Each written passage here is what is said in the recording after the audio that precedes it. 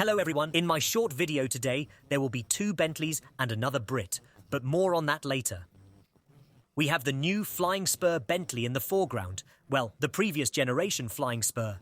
Well, you can already call it boldly old, but what you will see next will clearly show you what a big car is and what a small car is.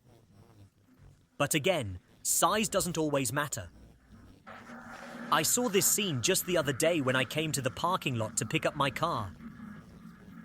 Well, now I'll show you all the cards, and you'll understand. I hope this short video will please you, and somehow brighten up your winter existence in Russia, because the weather is very nasty, but you also need some positive. You know, when you start a car, of course you need to warm it up a little, but at that moment I was talking on the phone. When I turned around, I saw a very interesting picture. There is this children's doll car next to it, but again, this is just the appearance, but you've already figured it out. It's Lotus and the Fox. Well, look at the proportions if a Bentley is standing next to it. Bentley is not twice its size, but nevertheless it is bigger and much bigger. And just the Lotus looks like a small electric car, which is usually rented in the park, in amusement parks, in recreation parks specifically for children. But again, you see, the Bentley is standing tightly against the wall, and the Lotus is standing loosely. If it is also adjusted closer to the wall, then it will probably be a funny picture at all. But again, size doesn't always matter, because despite the modest dimensions of this Lotus, it drives quite cheerfully. At least that's what Google says.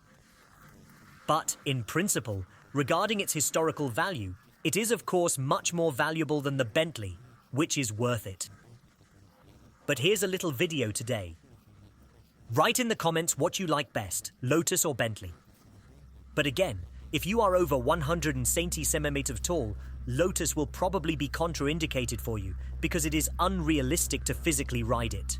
And even more so, if you suddenly decide to go somewhere far away, most likely, you simply will not succeed. But then again, if you want to ride around the house, then maybe everything will work out. Well, in general, write in the comments which car is more interesting, given that both are British. I made my choice, but to be honest, when I made my choice, no one offered me a Lotus. So if I were offered a Lotus and I had a choice, I might even choose it, because it's really interesting. Well, as you know, unfortunately, such cars are no longer produced. Although, I think if we started, the reproduction of this car would certainly be in very, very good demand. But unfortunately, for some reason, good things are forgotten, but they are no longer produced. It's sad, because against the background of modern cars, these monsters look very, very nice. But for now, have a good viewing.